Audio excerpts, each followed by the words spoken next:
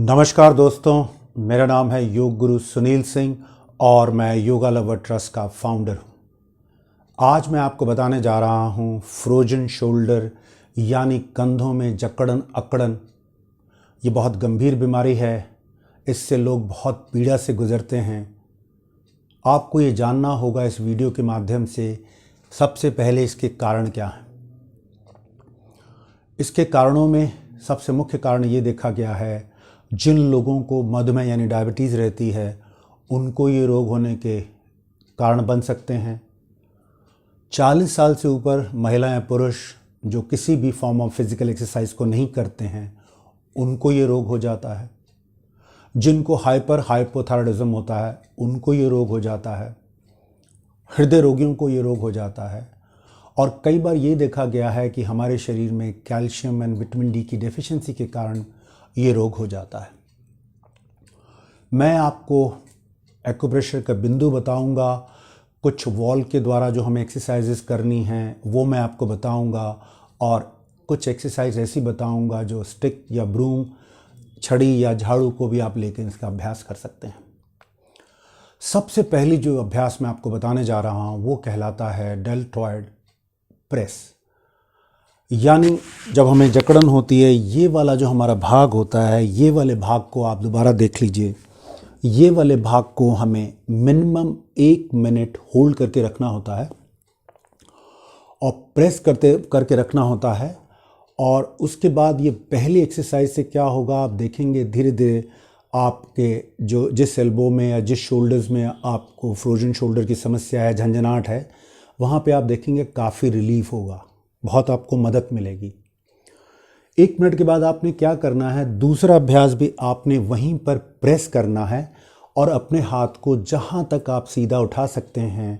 हालांकि जिनको ये समस्या होती है वो अपने हाथ प्रॉपर्ली उठा नहीं पाते हैं, लेकिन आप क्या करेंगे, इस तरह अप एंड डाउन वहीं पे प्रेशर डालते हुए अप एंड डाउन अपने हाथों को करेंगे। क्रिया नंबर 2।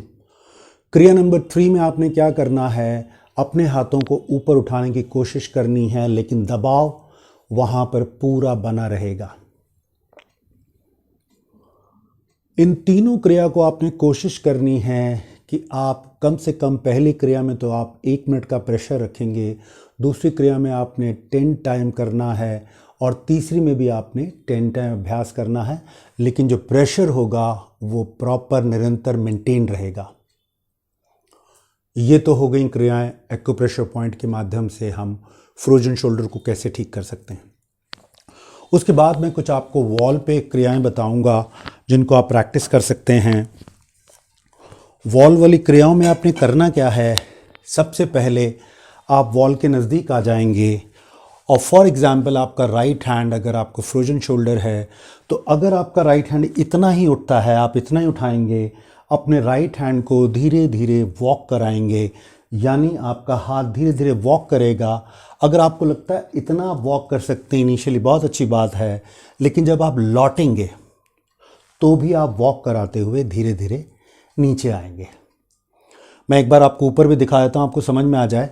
फॉर एग्जाम्पल अगर आपका हाथ ऊपर तक जा सकता है तो आप ऊपर तक वॉक करा लेंगे, और लेकिन जब आप नीचे आएंगे तो आप धीरे धीरे अपने हाथों को लाते हुए वॉक करेंगे।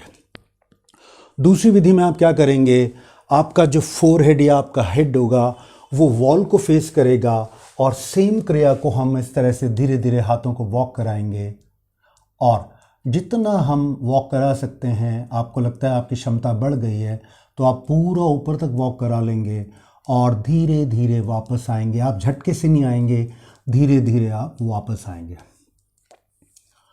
इन अभ्यासों को दोनों हाथ से कम आपको 10-10 बार करना है। उसके बाद जो नेक्स्ट अभ्यास है उसमें आपने क्या करना है, उस अभ्यास में आपने देख लीजिए अपने दोनों हाथ पीछे ले जाने, जहाँ तक आपके हाथ पीछे जाते हों। ये देखा गया है प्राय जिनको फ्रोजन शोल्डर की समस्या रहती है उनके हाथ इतने ऊपर नहीं आ पाते हैं, तो भी आपने कोई प्रॉब्लम नहीं है, अपनी नेक को बिल्कुल सीधा रखेंगे, अपनी स्पाइन को सीधा रखेंगे और दोनों शोल्डर ब्लेड्स को, दोनों शोल्डर्स को पीछे मिलाने की कोशिश करेंगे। इसको भी आप कम से कम 10 बार अभ्यास करेंगे। देख लीजिए, मैं एक बार दिखा रहा हूँ। जैसे जैसे आपके हाथ ऊपर आने लगे, आप चाहें तो हाथों को ऊपर भी उठा सकते हैं और 10 बार इस अभ्यास को कम से कम आप करेंगे। उसके बाद अगले अभ्यास में आपने क्या करना होगा, दोनों हाथ ऐसे सामने रख लेंगे और ऐसे आपने फिस्ट बना रखी है, थंब ऊपर है। जैसे ही आप बाहर की ओर जाएंगे दोनों हाथ, आपका थंब बाहर की ओर फेस करेगा। ये देख लीजिए, इसको भी आपने कम से कम 10 बार अभ्यास करना है। इसके बाद नेक्स्ट अभ्यास आपने क्या करना है, आपके पास अगर छड़ी है, छड़ी ले लीजिए, झाड़ू है, झाड़ू ले लीजिए। जो आपके हाथ में फ्रोजन शोल्डर जिसमें सबसे ज़्यादा आपको समस्या है, उस हाथ को पीछे की ओर ले जाइए और जो दूसरा हाथ है उस हाथ से वो वाले फ्रोजन शोल्डर वाले हाथ को ऊपर की ओर धीरे धीरे खींचना शुरू कीजिए। देखिए, जैसे मेरा नीचे वाला जो हाथ है उसमें मुझे फ्रोजन शोल्डर की प्रॉब्लम है, तो मैंने क्या करना है, धीरे धीरे इसको मुझे ऊपर खींचना है। इस क्रिया को भी आपको कम से कम दोनों ओर से 10-10 बार अभ्यास करना है।